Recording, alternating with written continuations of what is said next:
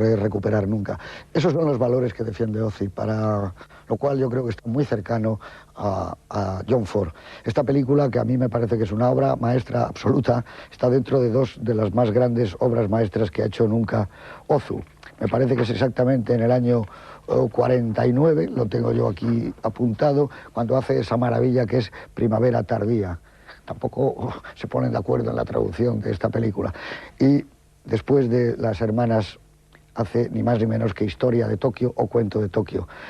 Años después también era otra para mí, obra maestra absoluta del cine, que son Las flores de Equinoccio. En cualquier caso, yo me he quedado sorprendido al ver esta película para preparar esta especie de charla que luego tenemos en el coloquio, porque es de una sensibilidad, de un talento, de una ejemplaridad en la puesta en escena realmente que te dejan sobrecogido. Hay que ir a las películas de la emoción, algunas películas de Macarey, de las que te gustan de verdad profundamente a lo largo de toda tu vida, de John Ford, para encontrarse con algo como esto. Y una observación, antes de que mi querido amigo Juan Cobos les hable de la película en sí.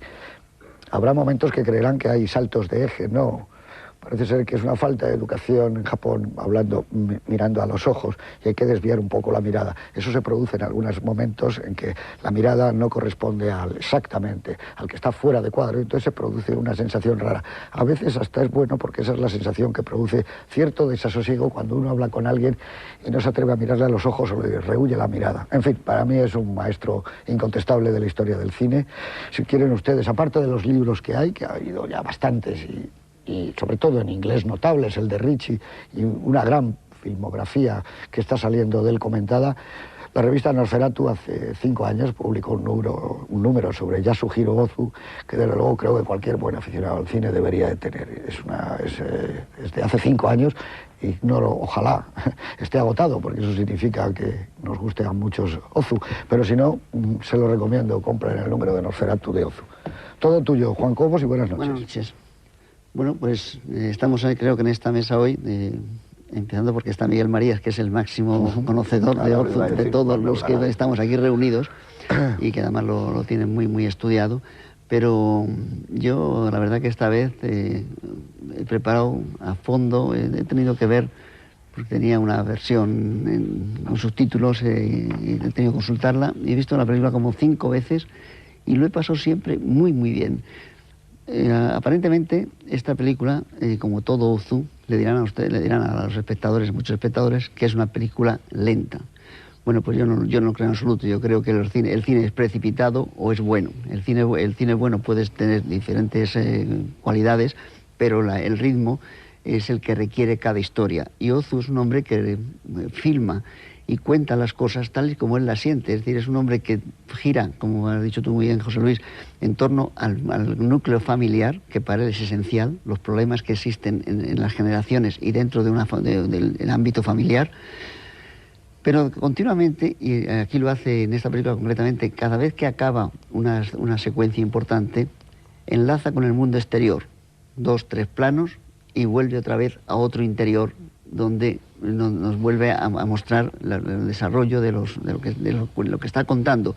Él es un hombre que dice que no le gustan que no le gustaban las películas con muchas incidencias, con mucha anécdota.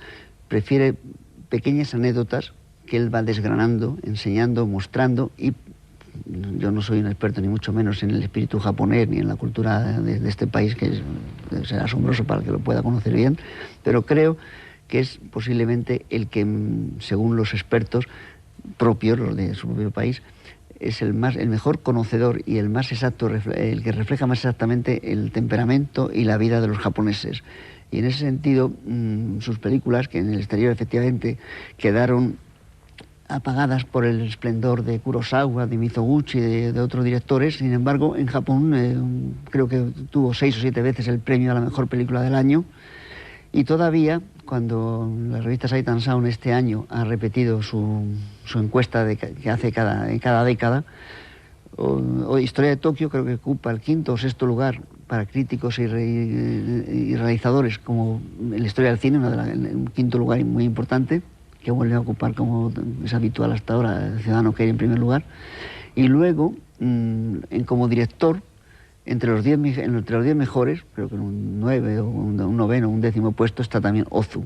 Es decir, es un placer ver las películas de este hombre, que yo me gustaría siempre conocer más y mejor, porque realmente a mí me produce una serenidad que corresponde al cine que él hace y que dice siempre que es la forma que él ve las cosas, y ha ido suprimiendo montones de detalles importantes. Por ejemplo, no hace los encadenados, fue suprimiendo los movimientos. En esta película, por ejemplo, solo hay un pequeño traveling que abandona un personaje que está girando alrededor de una pequeña estatua y se va y cierra con el pequeño traveling en torno a los árboles. Lo demás siempre es ir pasando a través del mundo exterior, en el cual nos quiere siempre reflejar que está dentro de él este mundo familiar que nos está contando. Muy bien, muchas gracias.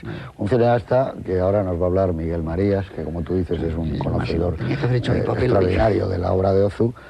Un cineasta que ha influido en grandiosos cineastas como puede ser Víctor Erice o Robert Redford, donde hay huellas de la manera de narrar, de esa especie de sístole, diástole, plano general, plano medio, primer plano, plano medio, plano general, que es asombroso. Miguel Marías, buenas noches. ¿Qué hay? Buenas noches. Como dice Juan Cobos, es verdad, eres un gran conocedor y amante, por supuesto, de la obra de Ozu.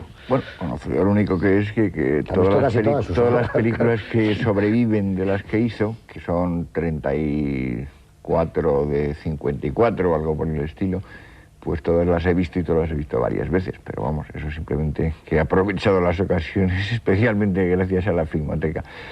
Sí quería decir que esta película, que no es de las famosas, dentro de lo famoso que es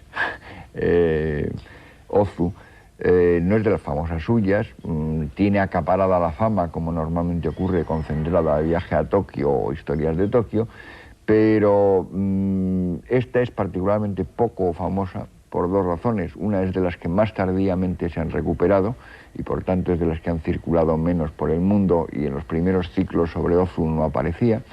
En segundo lugar, está metida justo en medio de, como tú has dicho antes, Primavera Tardía, que para mi gusto es su mejor película, y al año siguiente hizo Verano Precoz, que es otra de las mejores también, con lo cual esta se ha quedado como un poco ensanduichada entre dos de las más cotizadas en el propio Japón.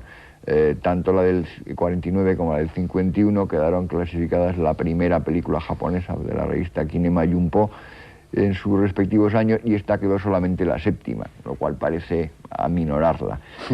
También tiene otro elemento que es un poco insólito, que es de todas las películas que hizo, solamente 3 las hizo fuera de la productora Shochiku, y esta es la primera que hizo fuera de su casa matriz. Es un elemento tan raro como la primera película que hizo Minelli fuera de la Metro, ¿no? Y esta la hizo con la Toho y no pudo contar con varios de los colaboradores casi fijos de casi todas sus películas, aunque sí tiene al co-guionista habitual. Naturalmente, incluso conociendo las obras de Ozu, no nota uno ninguna diferencia, ni nota uno una fotografía diferente, ni nota uno una música diferente. Quizá en el Japón lo notaran, lo ignoro, pero también eso quizá ha contribuido a que tenga una fama algo menor. Yo diría, y es un poco anticipar, que es una de las 4 o 5 mejores películas de Ozu, y por tanto es una película que se codea con cualquiera de las mejores películas de la historia del cine, porque si no hubiera hecho las 4 o 3 que me parecen mejores que esta ocuparía el puesto de la primera y por tanto se andaría por ahí codeando con El Río, con Ordet, con Vértigo, con Centauros del Desierto, con cualquiera de esas películas.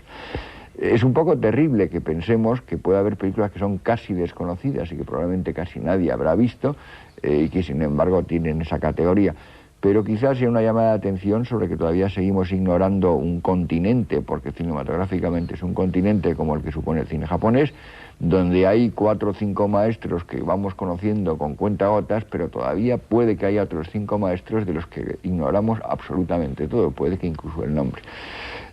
Por tanto, yo rogaría a los espectadores que miran esta película con atención, porque además no solo es muy amena, sino incluso muy divertida. Yo he leído en la contracubierta, la edición en vídeo francesa de esta película, que es la primera que me conseguí, un comentario anónimo de la revista Positive en que decían que por primera vez hacía un melodrama, cosa que me ha dejado perplejo, porque no veo en esta película absolutamente nada de melodrama, y es más, lo que veo es muchos elementos de comedia.